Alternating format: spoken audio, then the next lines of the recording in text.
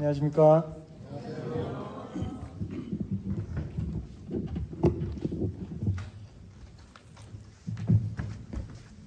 이런 날은 말씀 한번 쉬었으면 하시지 않나요?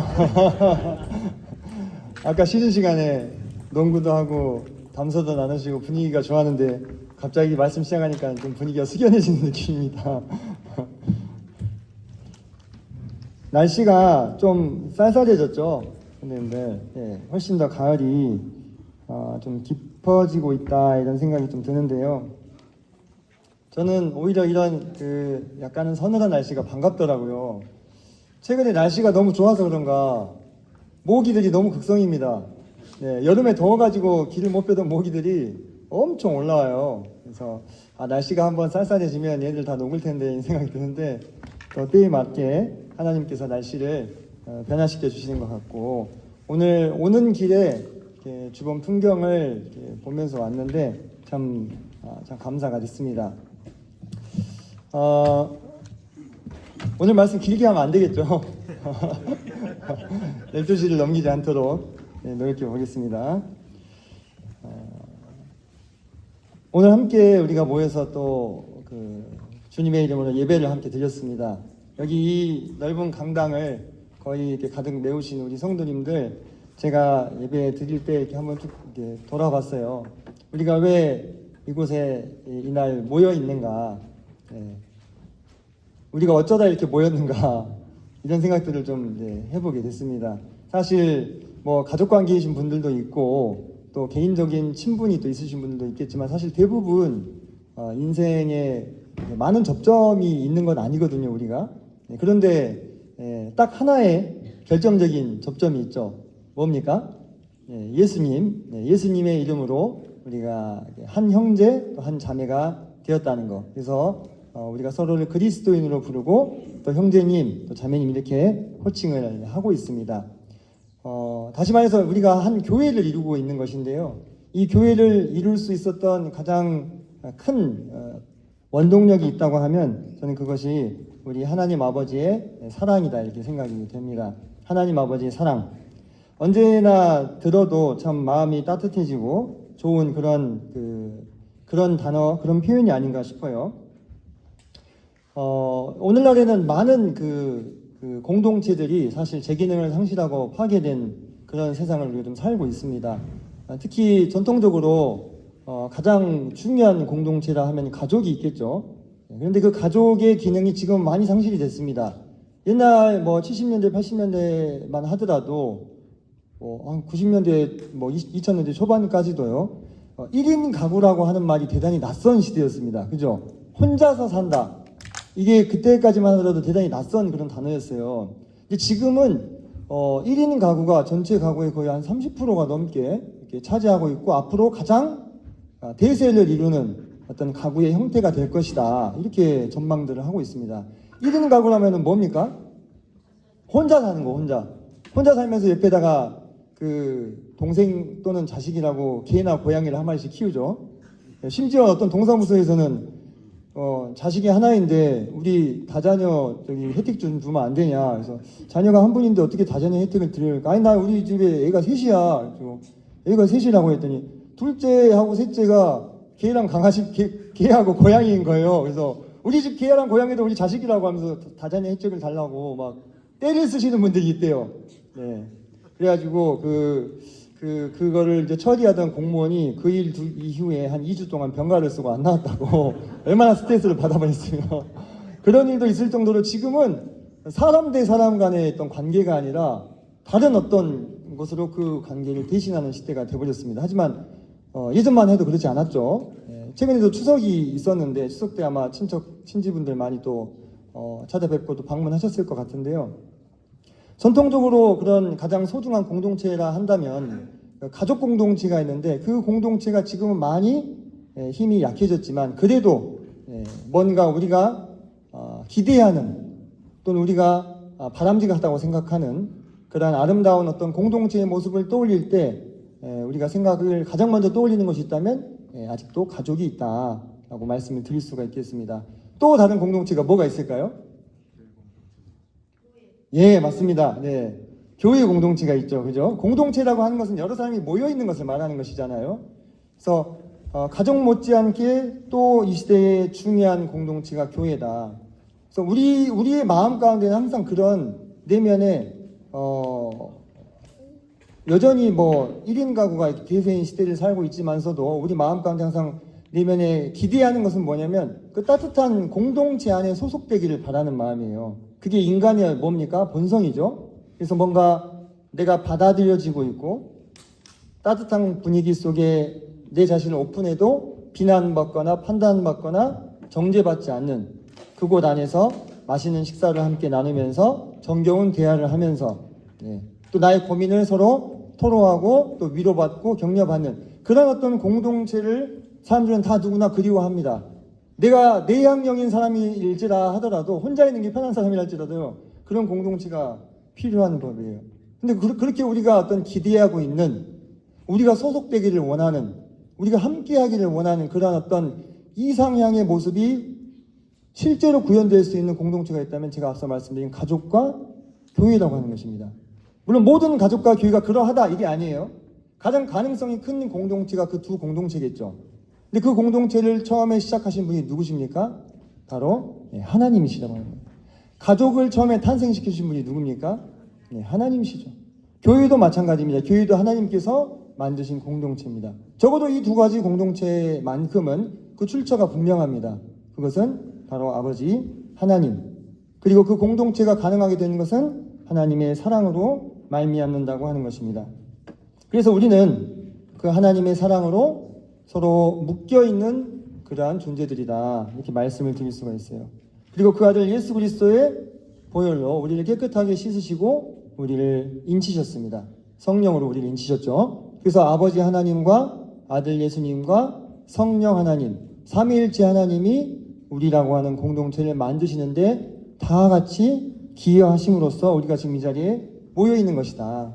성도님도 한번 생각해 보세요. 제가 아까 그런 말씀 드렸잖아요. 서두에 우리가 서로 접점이 별로 없어요. 물론 가족도 있으시지만 그러면 가족끼리만 모일 수도 있는 상황인데 우리가 이렇게 주일에 날씨도 좋은데 저도 아침에 이렇게 나오는데 저희 아파트 단지에 사시는 분들이 등산 가시려고 등산복 입고 많이 나오시더라고요. 그냥 편안한 공간에 가서 그냥 혼자서 즐기거나 아니면 친한 분들과 시간을 보낼 수 있는 이 날에 우리가 함께 모였다고 하는 것은 삼위일체 하나님의 그 같은 사랑과 인치심 안에서 우리가 함께 모여 있다고 하는 것입니다. 이 연합을 풀 수 있는 사람이 있습니까? 풀 수 있는 존재가 있을까요? 그렇지 않다고 하는 것이죠. 하나님께서 그분의 사랑으로 우리를 묶으셨기 때문에 또한 그것을 풀 수 있는 사람이 어떤 존재가 아무도 없다고 하는 거예요. 하나님께서 우리를 그분의 사랑으로 묶지 않으신다면 우리의 잘못을 용서해 주시고 우리를 고쳐주시고 우리를 새롭게 하시지 않는다면 이런 사랑의 공동체는 존재할 수 있습니까? 없습니까? 존재할 수 없습니다. 어떤 경우에도 존재할 수 없고 시작도 할 수 없는 것입니다. 그래서 우리가 함께 모여 있다고 하는 거 이것에 대해서 우리가 좀 주목해보고 우리가 어떻게 모일 수 있었는가 그것을 생각해 봤으면 좋겠습니다. 마치 부모가 자식을 긍휼하게 여기는 것과 같이 하나님께서 우리를 긍휼하게 여겨주시고 사랑하여 주셨다고 하는 것입니다. 제가 드리는 이 말씀이 좀 진부하죠? 잘 아시는 내용이잖아요. 그죠? 저는 성도님들이 잘 모르는 얘기 안 합니다. 다 아시는 얘기를 다시 드리는 것입니다. 그죠? 엄청 막 새로운 신박한 거, 막 신기한 거 이런 것을 얘기하기 위해서 이 자리에 나온 것이 아닙니다. 하지만 이것이 중요합니다. 왜냐하면 이것이 본질이기 때문입니다. 우리가 모인 본질이 뭐냐? 우리가 어떤 같은 목적을 성취하기, 달성하기 위해서 같이 모인 결사 부대입니까? 독립운동하는 사람들입니까? 그렇지 않아요. 그렇지 않습니다. 또는 우리가 공통의 관심사를 가지고 함께 친목을 다지기 위해서 모여있는 그런 동아리입니까? 그렇지 않습니다. 우리가 이 공동체의 본질이 무엇인지를 생각해야 합니다. 그걸 생각해야 되는 이유를 뒤에서 더 말씀을 드리려고 합니다. 우리가 왜 모여있습니까? 아버지의 사랑으로 모여있는 것입니다. 그 아버지의 사랑으로. 우리가 한번 그 아버지의 사랑을 좀 간접적으로 생각해 볼 수 있는 한 이야기를 좀 드리려고 합니다. 여기 한 아버지가 있습니다. 이 아버지는 자식들이 있으시겠죠? 그죠? 자식들이 누가 있느냐? 아들들이 있어요. 아들들이 몇 명 있을까요? 아, 그럴 줄 알았습니다. 아닙니다. 아들들이 4명 있습니다. 4명. 네, 4명 있어요.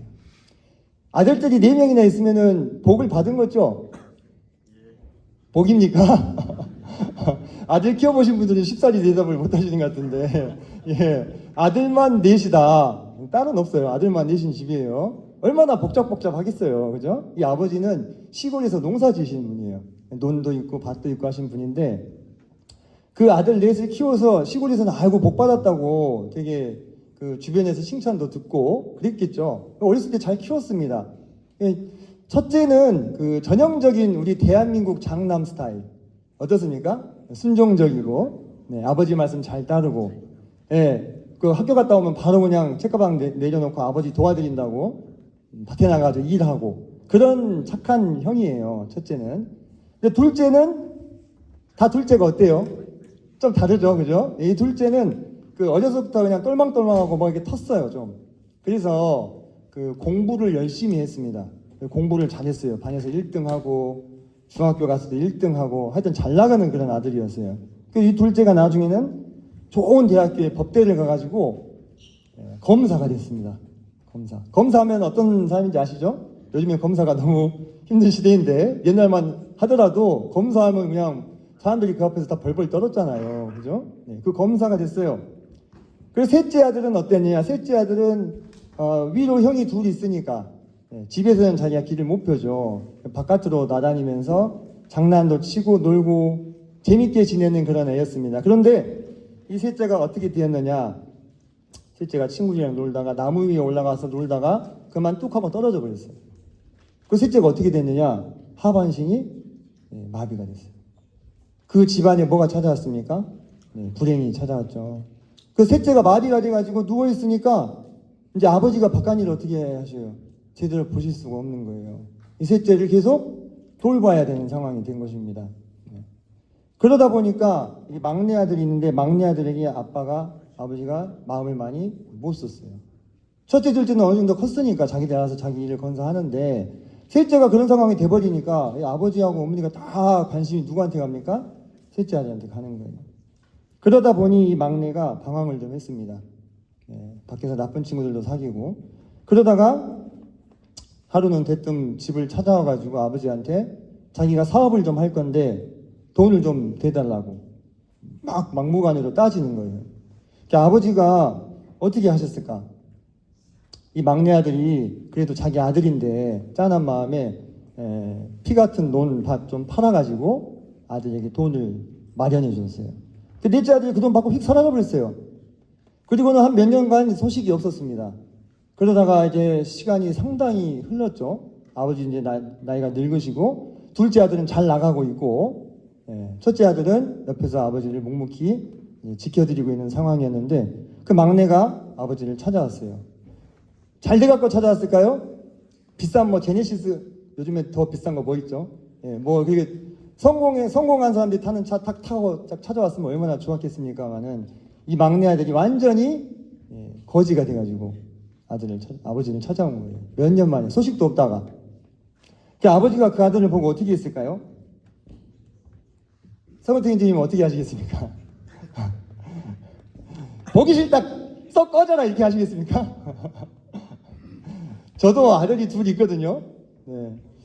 예? 네, 저희 막내가 그러고 왔다. 어떻게 해야 될까요? 재원이가 그러고 왔다. 아버지가 이 넷째 아들을 품어줬어요. 집으로. 이제 가진 것이 아무것도 없어요. 결혼도 했는데 이혼도 해버리고. 네. 자식은 없었어요. 그래도 불행 중 다행이라고 해야 되나. 네. 그리고는 거짓골이 돼가지고 돌아온 넷째 아들을 아버지가 마음으로 품었습니다. 아버지는 누굴 돌보고 있어요? 네, 셋째를 돌보고 있어요. 넷째가 집에 와서 그렇게 어떻게 보면 아버지의 짐이 더 는 거죠. 근데 그 소식을 듣고 둘째 형님이 검사들 바쁘잖아요. 집으로 내려왔어요.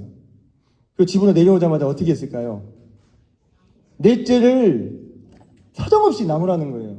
너는 여기가 이제 강단이니까 험한 말은 못하겠습니다만 어디서 그렇게 아버지 재산을 다 팔아먹어버리고 무슨 낯짝으로 이렇게 집에 기어들어왔냐고. 내가 검사인데 너 잡아서 집에 쳐 넣어버리겠다고 막 이러면서 넷째를 막 뭐라고 하는 거예요. 아버지 계신데 그 가운데는 셋째 아들이 누워있지. 눈만 껌뻑껌뻑하고 양쪽에서는 둘째랑 넷째가 싸우고 있지. 옆에서는 첫째가 안절부절 못하고 있지. 아버지 마음이 어땠을까요? 아버지가 한참 들으시더니 그만해라 한마디 하셨어요. 그만해라. 그러면서 둘째한테 그러시는 거예요. 넷째가 막내가 저렇게 된 것은 다 내 잘못이다. 내가 셋째 돌보느라고 막내한테 신경을 못 써줘서 그래서 막내가 저렇게 된 거니까 너도 그러지 마라. 그러니까 아버지가 그러면서 눈물을 흘리셨어요. 그리고 그 자리에서 아버지가 속에 있는 이야기를 처음으로 자식들한테 한 것입니다. 둘째 아들이 공부는 잘했지만 셋째를 돌봐야 되기 때문에 사법고시 공부할 때 그 차가운 고시원에 한 번도 찾아가 보지 못하니 그런 것에 대해서 아버지가 미안하다. 첫째 아들도 실은 제가 앞서 말씀드리지 않았지만 첫째 아들이 아버지도 셋째 돌보고 있고 집안에 농사는 지어야 되니까 어떻게 해요? 일만 하다가 장가를 못 갔어요. 노총각이 돼버렸어요. 시골에 누가 시집 안 오잖아요. 그죠? 때를 놓치니까 장가 못 가고 계속 늙어가는 그 모습도 아버지는 마음에 짐이에요. 근데 한 번도 첫째한테 그런 얘기를 한 적이 없었던 건데 그 자리에서 그런 얘기들을 했던 것입니다. 그러면서 아버지가 눈물을 흘리는 모습을 보고 이 아들들이 아버지에게 뭐라고 했을까요? 아버지 죄송합니다. 이렇게 얘기하고 화해를 했어요. 그런 폭풍 같은 밤을 지나면서 첫째 아들이 혼자 조용히 밖으로 나와서 생각을 했습니다. 이 첫째는 아버지 곁에서 농사일도 잘 도와드리고 착한 아들이었잖아요. 그죠? 누가 봐도 나무랄 것 없는 시골 마을에 그냥 농촌 총각인데 장가도 못 가고 시간을 보내다가 노총각이 되어 있는 거예요. 그 마음속으로 아버지한테 티는 안 냈지만 아버지를 많이 원망했어요. 아버지가 셋째를 돌보다가 내가 이렇게 인생을 망친 거 아니냐. 솔직히 많이 원망했어요. 특히 그 원망이 언제 터졌느냐. 넷째한테 땅 팔아가지고 돈 마련해 줄 때. 그 논밭 불리려고 얼마나 내가 고생을 했는데. 동생이라고 팔아가지고 돈 마련해서 지어갖고 보내주는 아버지 뒷모습을 보면서 솔직히 첫째는 정말 그때 폭발할 뻔했습니다. 하지만 꾹꾹 참은 거죠. 첫째 아들이 그러한 지난 자신의 모습을 이렇게 쭉 생각을 떠올리면서 아버지를 원망했었던 그런 세월들에 대해서 마음 가운데 뉘우치는 그러한 시간들을 갖게 됐어요. 이 가족이 아들 넷을 낳고 시골에서 유복하게 살 수 있었던 이 가족이 사실 많은 그 안에 위기가 있죠.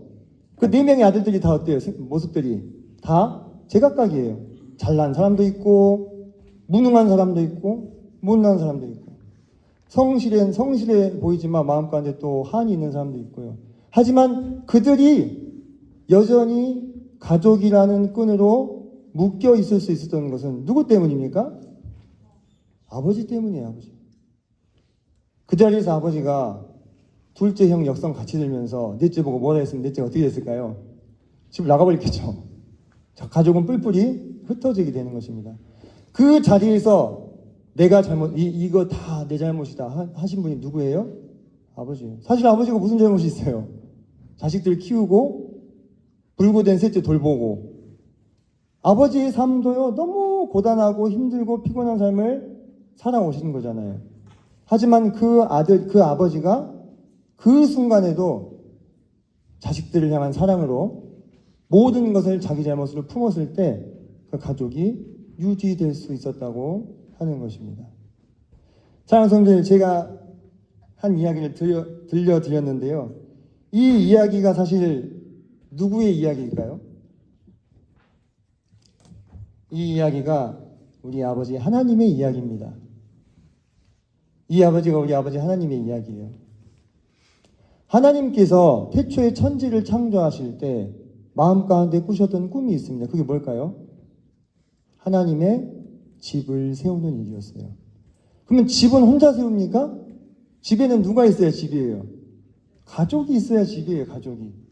하나님의 가족들을 많이 만들어서 그들과 함께 행복하고 단란한 가정을 꾸리기를 꿈꾸셨다는 거예요. 그게 하나님께서 태초에 천지를 창조하실 때 마음 가운데 품었던 꿈이었습니다.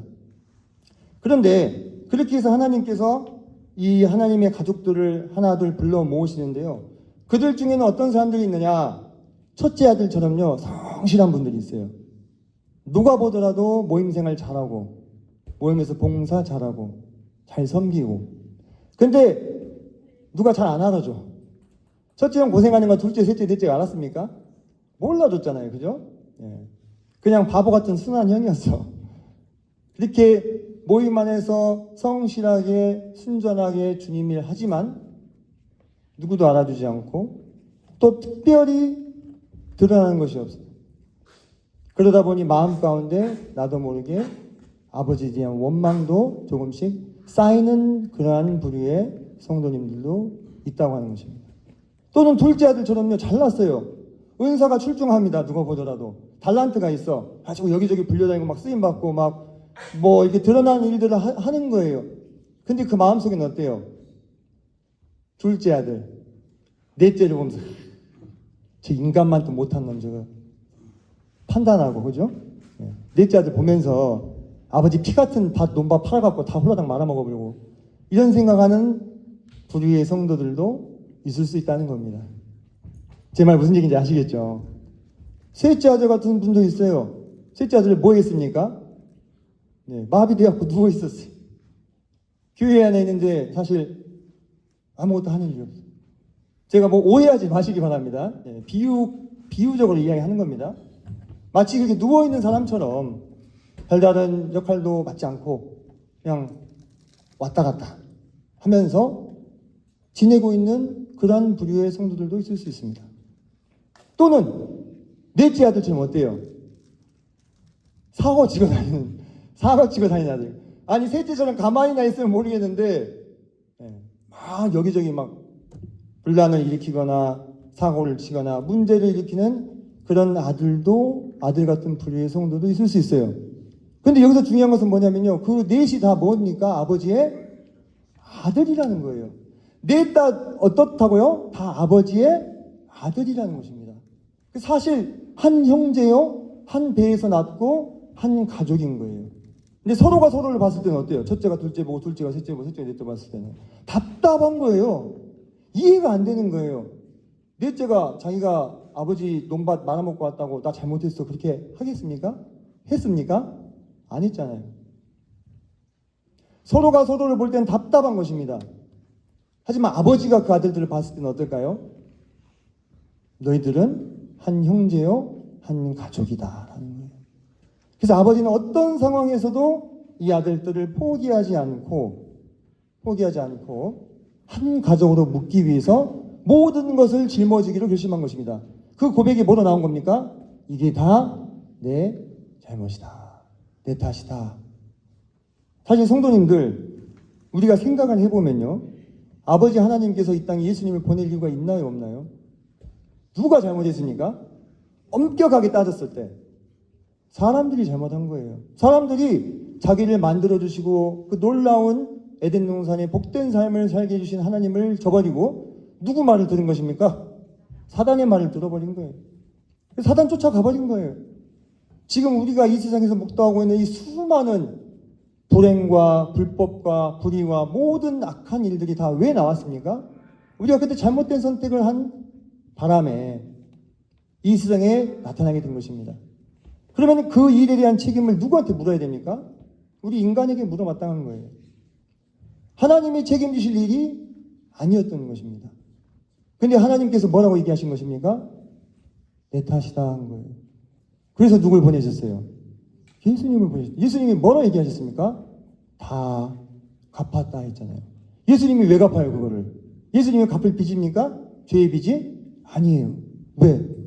그 죄는 사람들이 지은 죄니까 우리가 사망으로 갚아서 영원한 벌에 들어감으로 갚아야 될 그 죄를 하나님이 무엇을 이루시려고? 가족을 이루시려고. 제가 아까 그랬잖아요. 하나님이 태초에 천지를 창조하신 목적은 하나님의 집을 세우시기 위함이었다. 하나님이 여기서요, 심판자로서 엄격한 잣대를 들이셔서 너희들 모두는 다 사형에 해당하는 죄를 지었으므로 모두 다 지옥에 가야 한다 하면요, 그 판결에서 벗어날 수 있는 사람이 어때요? 한 명도 없습니다. 단 한 명도 없어요. 심지어는 뭐 모세라 할지라도 다윗이라 할지라도 노아라 할지라도 그들이 죄가 없었습니까? 죄가 있었습니다. 그들도요, 우리가 믿음의 선진들이라고 이렇게 존경하는 그분들도요, 한 명도 그 철저한 엄미한 하나님의 심판의 판단 앞에서 자유로울 수 없어요. 다 죽는 거예요. 다. 아담으로부터 마지막 사람께 이르기까지 이 세상에 한 모든 사람들이 단 한 명도 남김없이 지옥에 들어갈 수밖에 없다는 것입니다. 그러면은 하나님의 꿈이었던 하나님의 집을 이루는 일은 가능해요? 불가능해요? 불가능. 그렇기 때문에 하나님께서는 이 모든 책임에 대해서 책임이 인간에게 있음에도 불구하고 뭐라고 선언하신 것입니까? 내 탓이다 하신 거예요. 그리고 누구를 보내셨어요? 아들 예수님을 이 땅에 보내주신 거예요. 그래서 예수님이 모든 우리의 책임을 대신 짊어지게 하신 것입니다. 성도님들 다 잘 아시고 있잖아요. 그래서 우리가 그 예수님의 은혜로, 아버지의 사랑으로 무엇이 되는 것입니까? 한 가족이 된 거예요. 근데 제가 아까 말씀드렸다시피요, 그 네 아들이요, 다 문제가 있어요. 다 나름대로 각자 문제가 있습니다. 그 네 부류의 어떤 면에서 네 부류의 이 사람들이 이 안에 모여 있는 것입니다. 그럼 서로가 서로를 보면서 어떻게 느끼겠어요? 아, 왜 저래? 진짜 이렇게 느끼는 거예요. 왜 저래? 왜 저래? 도대체 왜 저래? 교회 다닌다면서. 이렇게 서로가 서로를 다 판단하는 거예요. 왜? 아들들이기 때문에. 자식은 서로서로 어떻게 합니까? 저도 아들이 효원이, 희일이, 재현이 맨날 싸워요. 맨날 서로 잘못한 거 뭐라 합니다. 그럼 제가 보면은 지도 잘못한 거 있는데 자기 잘못한 거 얘기 안 하고 맨날 싸워요. 우리가 자식이기 때문에 우리가 서로를 봤을 땐 그런데요, 아버지의 관점에서 한번 보자 이거예요. 아버지의 관점에서 봤을 땐 넷 모두 뭡니까? 자식이에요. 자식. 넷 모두 다 자식이에요. 단 한 명도 포기할 수 없는 자식들입니다. 그 자식들을 하나로 묶기 위해서, 그 연합이 끊어지지 않게 하기 위해서 아버지는 모든 잘못을 뒤집어쓰고 내 탓이다 라고 말씀을 하셨다는 것입니다. 그래서 우리가 아까 제가 본질 이야기했잖아요. 본질. 우리가 함께 모인 이유, 그 본질이 무엇이냐? 우리가 같은 취미를 공유하기 위해서 모인 동아리입니까? 아니면 우리가 모여가지고 돈을 많이 벌려고 회사처럼 모인 이익 집단입니까? 아니에요. 우리가 모인 본질은 우리가 아버지의 사랑으로 하나 된 가족이기 때문에 모이는 것입니다. 그러므로 우리는 그 외의 다른 조건으로 서로를 판단해서는 안 된다는 것입니다. 그렇지 않습니까? 우리가 친척들이 서로 모였을 때, 야, 너 이번에 얼마 벌었어? 니네 회사 실적이 얼마? 이런 거 물어봅니까? 그래서 실적이 좋으면 가족이고 안 좋으면 가족 내치 오릅니까? 아니에요. 가족의 본질은 뭡니까? 핏줄이에요. 핏줄. 한 핏줄. 한 핏줄 한 혈통이면요, 다른 조건이 어쩌든지 상관없이 이 사람은 내 가족인 것입니다. 맞죠? 네, 맞습니다. 우리가 교회 안에서 이 본질에 대한 기준이 흔들릴 때 우리는요, 저 사람을 가족 아닌 사람처럼 생각하는 거예요. 저 사람이 주님을 잘 섬기느냐, 내 기준에 잘 섬기느냐, 잘 섬기는 것 같으면 이 사람은 내 가족이고, 잘못 섬기는 것 같으면 아닌 것 같으면, 뭐 그리스도인이 왜 저래? 이렇게 판단할 수 있다는 것입니다. 또 반대로 좀 쉬고 있는 형제님인데 자꾸 자기한테 부담을 주는 어떤 형제님 보면서, 자기만 하나님을 섬겨? 왜 맨날 저런 식이야? 하면서 그 사람은 딱 쳐내. 저 무슨 하나님의 사랑을 안다고 막 이러면서. 자기 받아주는 사람은 어때요? 아, 저 사람이야말로, 저분이야말로 진짜 하나님의 자녀지 뭐 이러면서. 그분들도 결국은요, 똑같은 잘못을 저지르고 있는 겁니다. 뭡니까? 본질을 잊어버리고 다른 조건과 다른 기준으로 지금 뭘 가르고 있는 겁니까? 하나님의 집을 가르고 있는 거예요. 우리가 누구간데? 우리가 과연 누구간데 그 집을 가를 수 있냐 이거예요. 하나님께서 무엇으로 우리 하나 되게 하셨습니까? 다 내 탓이다 하고 다 뒤집어 쓰셨잖아요. 그렇게 해서 우리가 한 가족이 된 것입니다. 근데 그 안에서조차도 우리는 우리 각자의 기준과 생각대로, 우리의 특징대로 줄을 세우고 기준을 나누고 그렇게 할 수 있다는 거예요. 마치 누구처럼요? 앞서 제가 비유로 드렸던 그 내 아들처럼 그렇게 할 수 있다고 하는 것입니다. 우리는 어떤 사람이 되어야 할 것인가? 사실 제가 앞서 드렸던 이 비유의 이야기는 돌아온 탕자의 이야기를 모티브로 하고 있습니다. 그래서 두 명이라고 말씀하셨죠? 지금은요 더 복잡해요, 상황이. 말 잘 듣는 아들, 말 안 듣는 아들만 있는 시대가 아니에요, 지금은. 오만 종류의 이 사람들이 다 모여 있는 거예요, 이 교회 안에. 근데요, 성도님들, 놀라운 것은요, 하나님께서 그런 집을 세우기를 원하셨다는 거예요. 하나님께서 태초에 천지를 창조하시고 이 땅에 사람들을 지으셨을 때 잘나고 유능하고 똑똑하고 잘생긴 사람들만 집으로 들이시기를 원했습니까? 아니라는 거예요.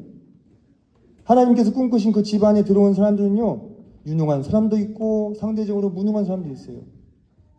신실한 사람도 있고 좀 헐렁한 분도 있어요. 잘난 사람도 있고 못난 사람도 있는 거예요. 그 수없이 많은 사람들을 무엇 하나만으로, 아버지의 사랑 하나만으로 묶어서 그분의 집으로 만들기를 원하셨던 것이 누구의 뜻이었습니까? 하나님의 뜻이었다고 하는 것입니다.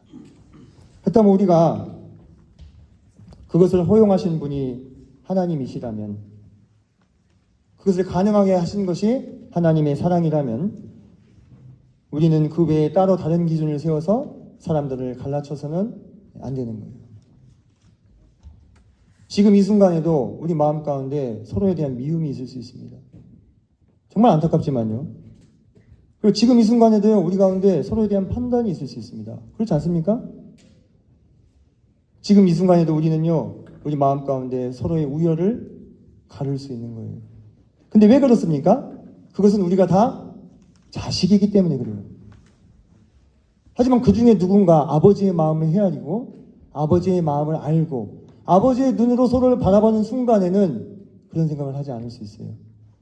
아버지 눈에는 다 똑같은 거예요. 그 옆에서 농사 짓고 있는 첫째 아들이나 저기 서울에서 검사하고 있는 둘째 아들이나 자기 앞에 누워있는 이 꼼짝도 못하는 셋째 아들이나 사고 다치고 들어와가지고 밥만 축내고 있는 넷째 아들이나 다 똑같아 보이는 거예요. 다 똑같은 자식이고 다 귀한 자식이고 한 명도 포기할 수 없는 자식이다 이 말입니다. 그 마음을 둘째 아들이 헤아렸다면 집을 찾아와서 넷째한테 그렇게 막 퍼대지 않았겠죠. 그러니까 결국 우리가 신앙의 성숙이라고 하는 것을 따질 때 그 신앙의 성숙은 무엇이냐? 우리가 많은 여러 가지 것들로 우리가 정의할 수 있겠습니다만은 그것은 이 아버지의 마음을 아는 사람이 되는 거예요. 아버지의 마음을 아는 사람이 되는 거예요. 첫째가 아버지 옆에서 열심히 아버지 보필하고 농사 같이 열심히 짓고 효도했지만 아버지 마음을 알았습니까? 그러지 않았잖아요. 마음 가운데 은연중에 원망하고 있었잖아요. 아버지 마음으로 봤을 때는요, 다 귀한 자식들이라는 거예요. 그래서 우리가 그 아버지의 사랑을 경험한 사람들로서 또 내 어떤 구미에 따라서 또는 내 어떤 기준에 따라서 성도들을 구별해야 하는가? 이 집이 누구의 집입니까? 네, 이 집은 하나님의 집입니다. 내 집이 아니죠. 나는 누구의 사람입니까? 그리스도의 사람. 그리스도는 우리 큰형님이에요. 그분이 우리 형제라 부르기를 부끄러워하지 않으셨다 했잖아요. 그죠? 예수님은 주님이면서 우리 가장 큰 형입니다. 가장 큰 오빠입니다. 내가 이 집의 주인입니까? 그렇지 않습니다.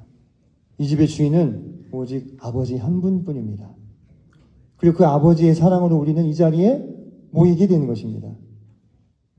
교회 안에 꼴 보기 싫은 모습이나 꼴 보기 싫은 사람이 있다고 그 교회를 그냥 박차고 나가버리면 그 자식도 아버지의 자식이잖아요. 나가버린 그 사람도 누가 제일 하나님 마음을 아프게 하는 거예요? 그 교회 안에서 꼴별견을 만들고 있는 사람이어서 확 나가버린 사람이에요. 부모한테 가장 큰 형벌은 자식이 생사를 알 수 없이 소식을 끊어버린 일입니다. 그죠? 성도님들 가끔 보시잖아요. 실종됐는데 20년 동안 생사를 몰라. 그 엄마 이야기 듣는데 참 눈물이 나더라고요. 20몇 년 동안요, 집의 문을 한 번도 잠근 적이 없다 이거예요. 이사도 못 가. 행여나 자식이 돌아올까 봐. 전화번호도 못 받고. 그렇잖아요. 그게 부모에게 자식 아니겠습니까? 그러면 하나님 아버지 입장에서 우리 모두는 다 그런 귀한 자식인 거예요. 자식들끼리 싸워요. 왜? 부모가 아니니까. 하지만 그 중에 철든 자식이 나오면 아빠의 마음을 헤아리고 행동하는 사람들이 이제 나오기 시작한다는 것입니다.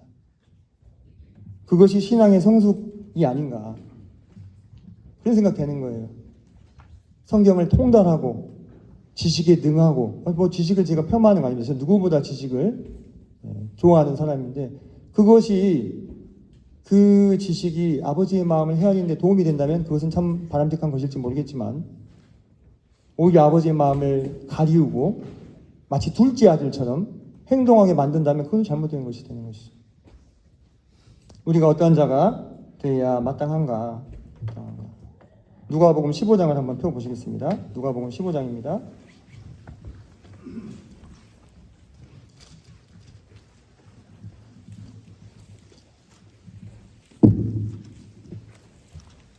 누가복음 15장 20절을 보겠습니다. 이에 일어나서 아버지께로 돌아가니라. 15장 20절입니다. 아직도 거리가 먼데 아버지가 그를 보고 측은히 여겨 달려가 목을 안고 입을 맞추니. 자, 지금 여기서 그 아들을 불쌍히 여기서 뛰어가고 있는 이 아버지는 어떤 아들을 지금 가서 끌어안고 입을 맞추고 있는 것입니까? 자기 재산 절반을 창기와 함께 팔아먹은 그 아들이에요. 근데 그 아들도 아들이에요. 그죠? 그 아들도 아들인 것입니다. 그 아들이 아무리 가서 잘못을 했다 한들 버릴 수 있느냐 이거예요. 부모 입장에서. 근데 자식은 자식을 버릴 수 있어. 형제는 형제지간에는 형이 형 노릇 못하면요, 저건 내 형 아니다 이렇게 할 수 있어요.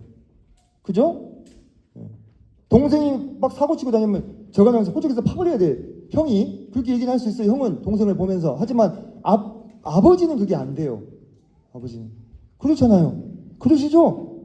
자식을 키워보신 형제 자매들, 정상적인 부모라면요, 죽는 그 순간까지 기억에 남는 그 마지막 이름이 뭐냐면 자식이에요. 자식. 지금 여기서 이 뛰어와서 측은히 여기시고 달려가시고 목을 안고 입을 맞추시는 이 아버지가 우리 아버지입니다. 하나님 아버지.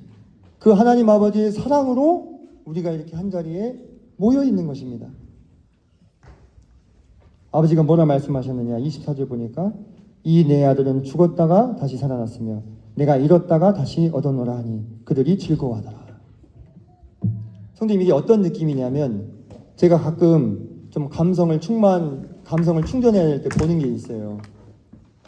혹시 이상가족 찾기 프로그램 보신 적 있습니까? 1983년도에 잠깐 이벤트로 하려고 했다가 너무 막 연락이 쏟아져가지고 한 100일 넘게 방송했던 거예요. 그거 이렇게 하이라이트 부분만 이렇게 잘라가지고 올라오는 거 있잖아요. 제가 그렇게 F가 아니에요. 저 완전 생 T입니다. T라고 하면 좀 그러시나? 별로 그런 거에 요동하지 않아요, 감정이. 근데 그건 보면서 정말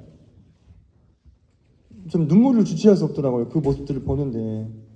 수십 년 동안 생이별해가지고 살다가 그 방송에서 만나잖아요, 서로. 근데 보면 닮았어요. 아주 어렸을 때 그 희미한 기억을 막 이야기하는데 맞는 거예요. 그때 그분들이 눈물을 흘리면서 하는 얘기가 뭐냐면, 나는 평생에 나 혼자인 줄 알았다. 이제 죽어도 여한이 없습니다. 이렇게. 이제 죽어도 여한이 없습니다. 성도님도 한번 우리 생각해 봤으면 좋겠어요. 우리는요, 누굽니까? 성도들은 어떤 면에서 이사님 가족들이에요.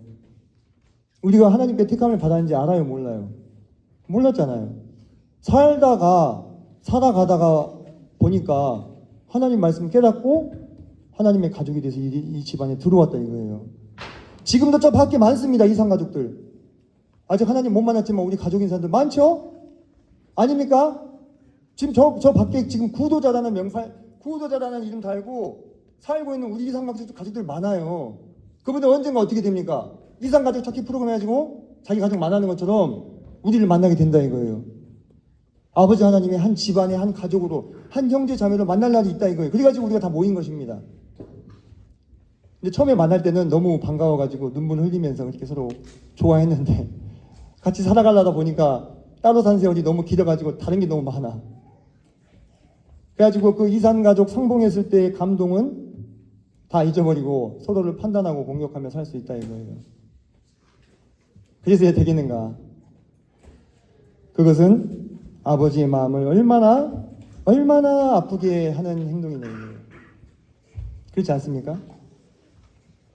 요한일서로 가보겠습니다. 요한일서 3장 1절로 2절 말씀. 신약성경 390페이지입니다. 제 성경.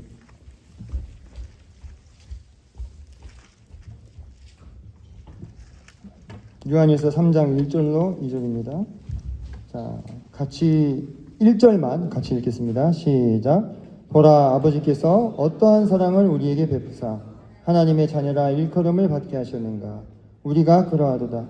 그러므로 세상이 우리를 알지 못함은 그를 알지 못함이다.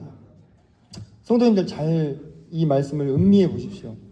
보라, 아버지께서 어떠한 사랑을 우리에게 베푸사 하나님의 자녀라 일컬음을 받게 하셨는가. 얼마나 아름다운 표현이겠습니까? 우리를 하나님의 자녀라고 지금 여기서 말씀하고 계십니다. 실제 그렇게 되었습니다.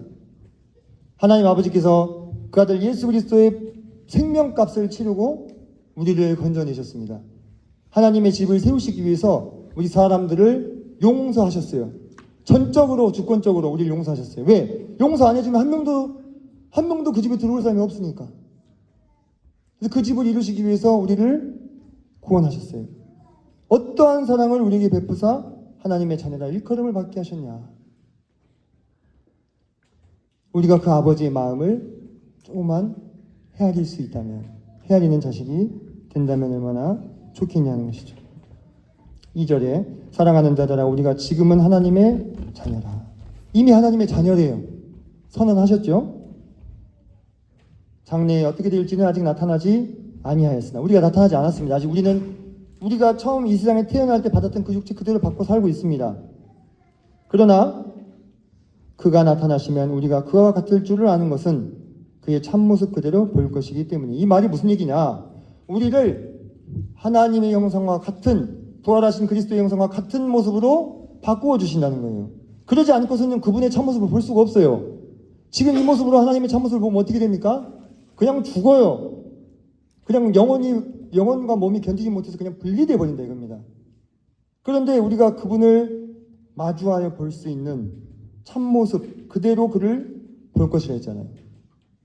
그 변화된 몸을 입고 진정 하나님의 가족으로서 하나님의 집에 거할 자들로 저희들을 불러주셨다는 것입니다. 그러하다면 우리가 어떻게 해야 할 것인가? 어디선가 잃어버렸던 나의 형제, 자매, 친척들을 다시 만난 거예요. 지금 이 자리에서. 그 가족들을 만나시면은 좀 안 맞는 분들도 있잖아요. 스타일이. 근다고 안 봐요? 아니죠. 그렇다고 가족 아닙니까? 아닌 거예요. 가족의 핵심은 한 혈통이지 무슨 능력이 있지 않고 성품이 있지 않고 그 사람의 뭐 헌신의 정도에 있지 않은 것입니다. 한 혈통이기 때문에 가족인 거예요. 우리가 한 가족 된 것은 아버지의 사랑을 받은 자들이기 때문에 그 안에서 하나가 된 것입니다. 그래서 이 안에서 우리는 아버지의 사랑을 누리며 사는 거예요. 오늘도 우리가 이렇게 한 자리에 모였지 않습니까? 우리 주님을 예배했죠. 아버지의 사랑을 누리고 받고 있는 것입니다. 그래서 이 안에서 뭘 더 잘하고 뭘 더 못하고 이런 것은 사실 없는 거예요. 그렇잖아요. 한 형제지간 안에 좀 형편이 나오면 좀 더 내고 형편이 좀 못하면 좀 덜 내고 그럴 수 있잖아요. 그런 거예요. 근데 좀 더 내는 거 보면서 아니 왜 형이 더 내? 역정내면서 막 자존심 부릴 일입니까? 그럴 필요 없잖아요. 좀 덜 형편이 어려웠고 못 내는 동생 보고 제가 지 앞가림도 못한다고 할 일입니까? 그렇지 않아요. 그렇지 않습니다. 내가 여유가 있으면 더 하는 거고 내가 여유가 없으면 좀 편안한 게 또 맡길 수 있는 거예요. 옆에 있는 형한테. 그러잖아요. 그게 가족인 거잖아요. 내가 시간이 나면 좀 더 가서 봉사하고 내가 시간이 안 나면 또 다른 형제님들 믿고 맡기고 그런 것이 가족 아니겠는가. 그래서 우리가 자꾸 아버지의 사랑을 누리지 못하면 집이 하인이 되어 살아요. 일 다 하면서 불평불만하는 거예요. 막 원망하고. 오늘 상추 씻어야 되는데 왜 누군 안 왔어? 막 이러면서. 어제 그랬다는 얘기가 아닙니다. 오해하지 마십시오. 이거 포도 씻어야 되는데 왜 누가 안 왔어? 그건 어떤 모습이에요? 그 집이 하인 돼 갖고 사는 모습이에요. 집이 하인 해가지고. 이 집이 내 집인데 내 집일 내가 하는 건데 뭐 내가 좀 더 할 수도 있고 동생은 뭐 바빠갖고 일 있는가 보다 이렇게 생각할 수 있는 거잖아요. 그죠? 교회들이 다 그런 것 같아요. 교회들 다 이고 지고 막 이렇게 막 쌓아놓고 막 나만 죽어나냐 막 이러면서. 저도 그런 적이 있었던 것 같습니다. 근데 하나님이 가르쳐 주세요. 그런 것이 아니다. 왜 집에 하인 노릇하며 살라고 하냐? 머슴살이 하냐? 이 집에 내가 아들로 부르심을 받았는데 아들답게 행동해야지. 아들답게 마음을 써야지. 하인같이 꼭. 일 힘들면 좀 못하겠어요. 좀 옆에 형님이 좀 도와주세요. 할 수 있는 거잖아요. 그럼 그래 또 내가 하고 맡아서 또 하시는 것이고. 교회 안의 일도 좀 그렇게 바라봐야 될 거 아닌가. 우리가 아버지 사랑으로 사는데, 아버지 사랑 누리고 사는데, 아버지께서 우리에게 어떠한 사랑을 베푸사 하나님의 자녀가 되게 하셨는지를 우리가 생각할 때에 우리가 교회 안에서 서로를 대하는 것과 또 서로를 바라보는 마음이 좀 달라질 수 있지 않겠는가, 이런 생각들을 좀 해보게 된다는 것입니다. 제가 12시까지 하기로 했는데 시간이 8분이나 오버가 됐네요. 자, 그러면 시장하시죠? 또 가족들은 모이면 잘 먹어야 되니까 빨리 한 말씀만 읽고 마치도록 하겠습니다. 로마서 8장 14절 15절 말씀입니다. 제가 읽어드리도록 하겠습니다. 8장 14절입니다. 무릇 하나님의 영으로 인도함을 받는 사람은 곧 하나님의 아들이라. 너희는 다시 무서워하는 종의 영을 받지 아니하고 양자의 영을 받았으므로 우리가 아빠, 아버지라고 부르짖느니라. 아멘이 되십니까?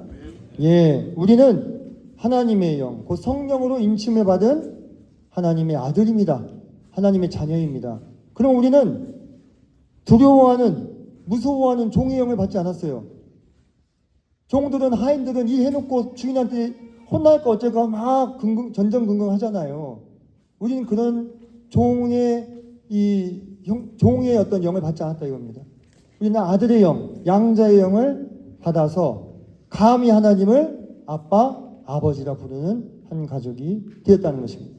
이 한 가족이라는 표현을 너무 추상적으로, 너무 이상적으로 생각하지 않으시기 바랍니다. 정말 우리의 영혼은 하나님 앞에서 보실 때 한 가족이 된 것입니다.